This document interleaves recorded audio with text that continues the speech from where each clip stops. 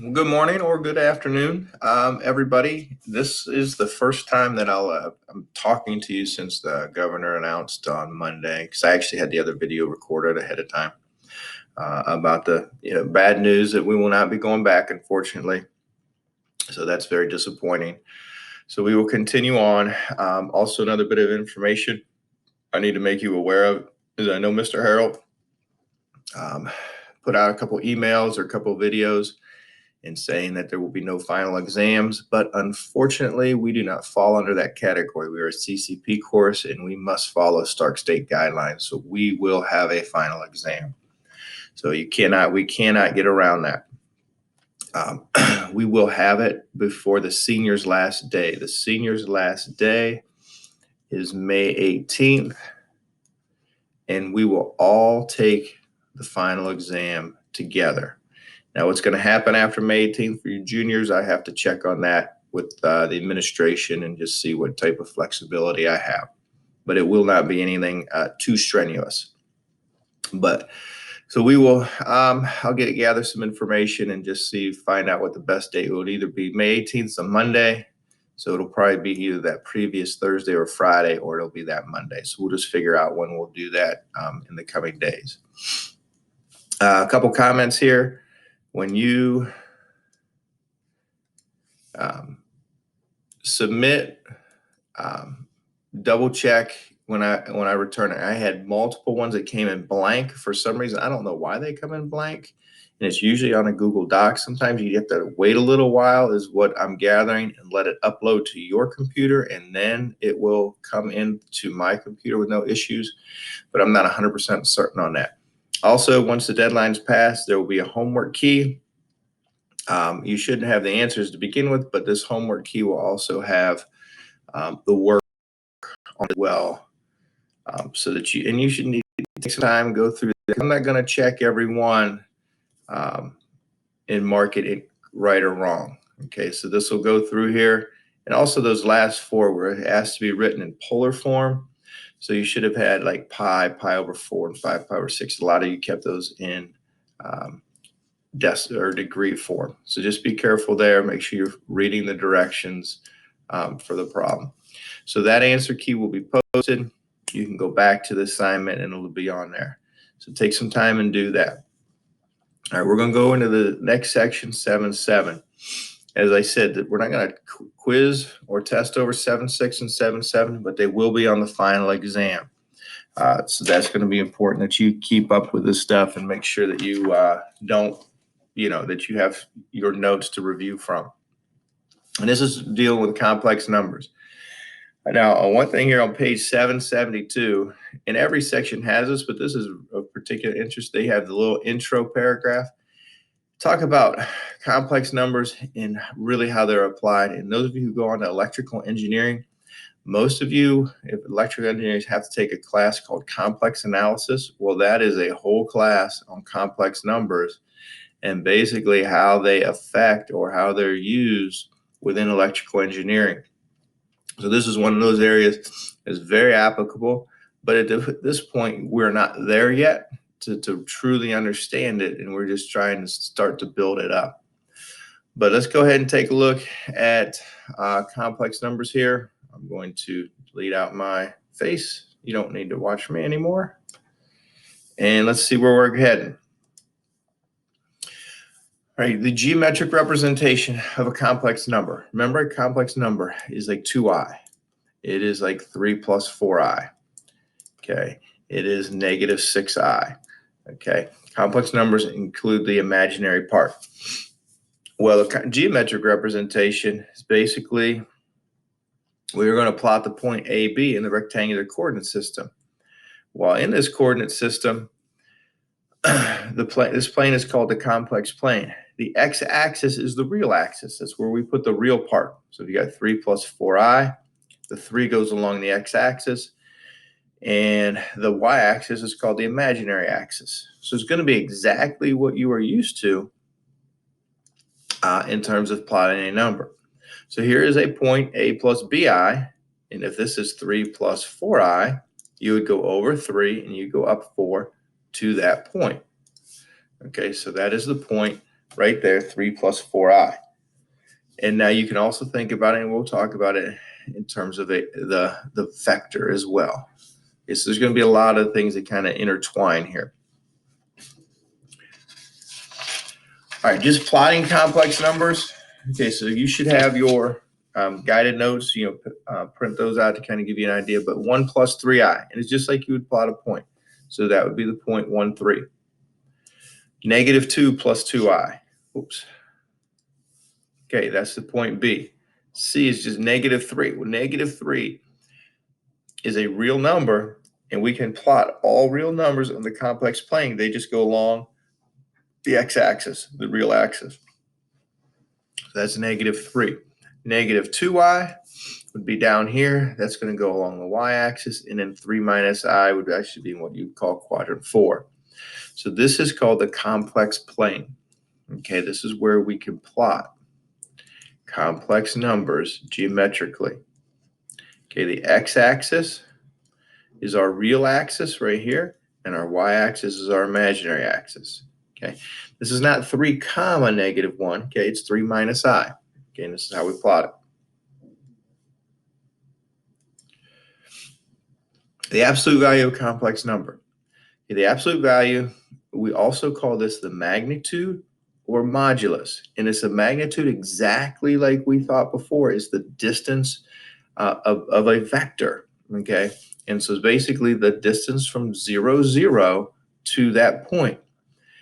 Now, in complex analysis and in this section, a lot of times complex numbers are designated z. And so when we talk about a complex number, we'll talk about z equals a plus bi. Well, the modulus, or the magnitude of z, is simply going to be that distance from 0, 0 to the point. Okay? And it's just the Pythagorean theorem. So this is your a value, this is your b value. So the modulus is going to be the square root of a squared plus b squared. That. So this concept is nothing new. Nothing new, just in a different format. All right, find the absolute value of each complex number. All right, so just going through what we already know. So the absolute value of 4 plus 3i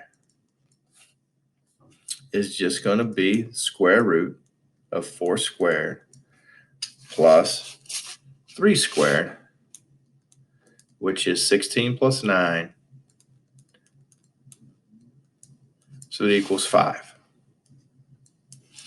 And the second one here, absolute value of 2 minus 3i, is 2 squared plus negative 3 squared. And you get 4 plus 9, square root of 13. Since that doesn't simplify, we'll just leave that. Okay, so that's your modulus or absolute value or magnitude. So there's multiple names there. And modulus is the one you're not familiar with. All right, the polar form. So we just did polar form of numbers. Okay, section 7.6. Okay, what's a polar number? How do you convert between rectangular, polar, and polar to rectangular? Complex numbers can also be written in the polar form. Okay, a complex number, we would typically like z, in the polar form is basically everything we've done before. So r times cosine of theta plus, now we just got an I in front of there, times I sine of theta. Our a value here is just r cosine theta, and then your b is your r sine theta. All related, just like polar numbers and rectangular numbers. Okay, basically the same, except we throw in this I. Your r value is the square root. That's going to be the magnitude, and then your reference angle is going to be the inverse tangent. Okay, and I'm always going to do absolute value b over a, and then we figure out what quadrant we're in. Okay, when a non-zero complex number is written in polar form, the positive number r is the modulus or absolute value of z, and the angle is called the argument of z. So just a little bit of terminology here. You got the modulus of z, and we got the argument of z. Okay, so theta right there, our angle. not our reference angle, but actually the direction angle. It's called the argument for that. Okay. So z is 1 minus square root of 3i. It says write this in polar form. Make sure you read the entire problem so you know how to represent it. We want that in degrees. Well, where is 1 minus 3i? Okay, that is going to be in quadrant 4. And so we want it in polar form. Well, polar form basically I need to know the modulus, and I'm going to need to know the argument, which is going to be that angle right there. Well, r equals square root of 1 plus negative square root of 3 squared. Well, that's 1 plus 3, which is square root of 4, and that's going to be 2. That's basically going to be the distance from 0, 0. All right, now your angle. We want to find the reference angle first. That's going to be inverse tangent of negative absolute value of negative square root of 3 over 1. All right, I didn't bring up my calculator. Let me do that now.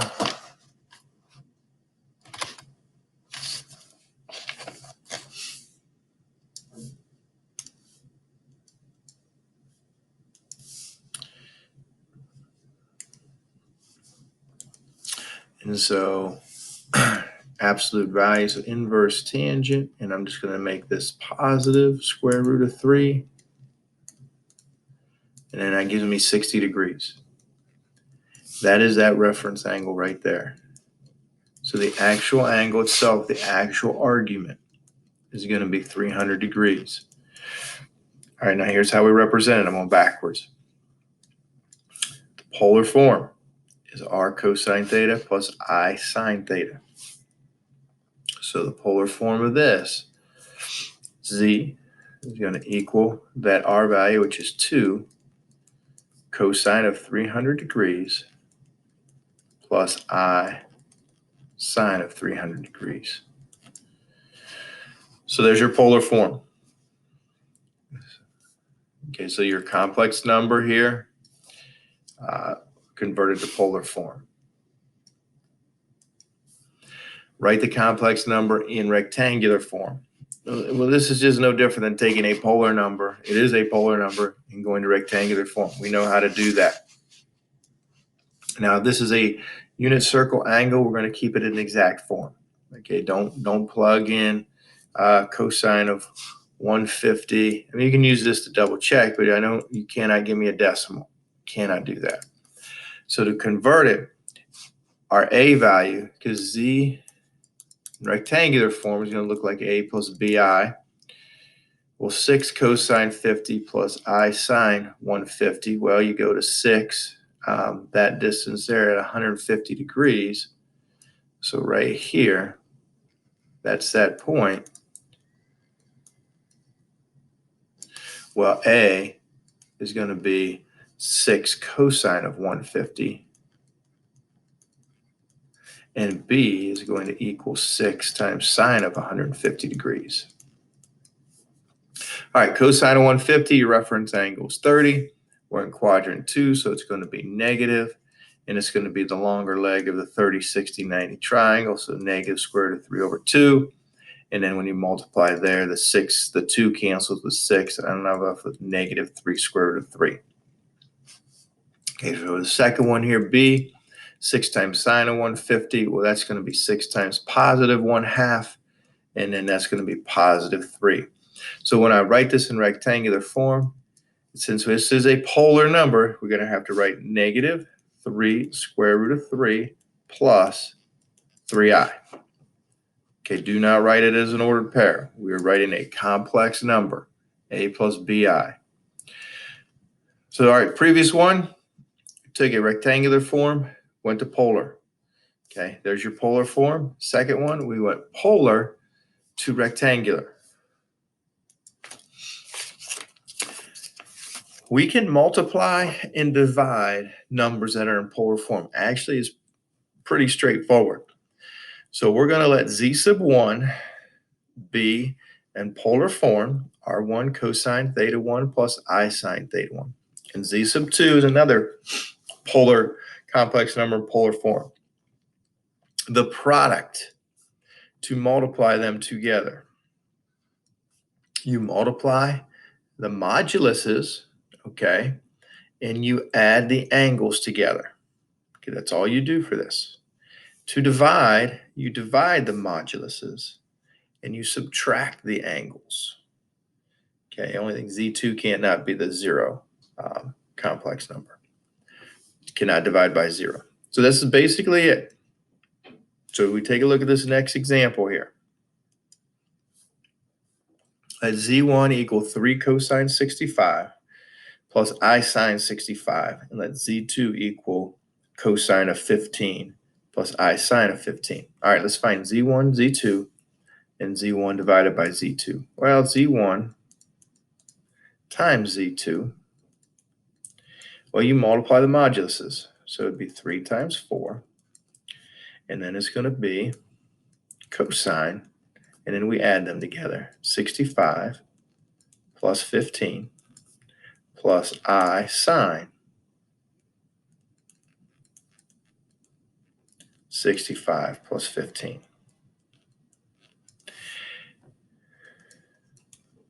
And so that's going to give me cos 12 cosine of 80 degrees plus I sine of 80 degrees. And that's how you multiply together. Okay, z1 divided by z2. Divide the moduluses. 3 divided by 4. Subtract. Cos 65 minus 15 is going to be 50 degrees plus I sine of 50 degrees. And so there's your division.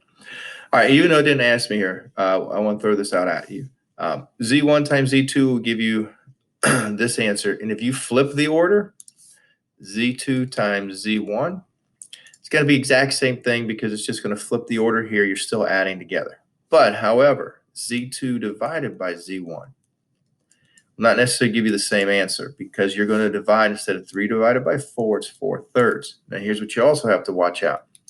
You were subtracting the angles in this order. So you would take 15 minus 65. It's going to give you cosine of negative 50 degrees plus I sine of negative 50 degrees. And more often than not, they're going to represent, they're not going to have a negative angle. So if you look at a multiple choice question or answer in the back and you have this, it's not going to say this 9 times out of 10. A couple of different ways we can represent this. What we can represent is, so this case here, what is negative 50 is a positive angle. Well, that is cosine. Negative 50 is going to be 310 degrees plus I sine of 310 degrees. So that'll be your answer for that one. So they're going to convert it to a positive angle. Now, the directions said to leave it in polar form. Okay, leave it in polar form means we write it in this format, the cosine and the sine. Okay, which we did. Okay, this next one here, so let's take z1 and z2. We're going to find the quotient, but it says write the answer in rectangular form. Okay, so we need to do that at the end. Go ahead and divide using our rule we just went over. So z1 divided by z2 is you divide the moduluses, and then we're going to take cosine of 220 minus 40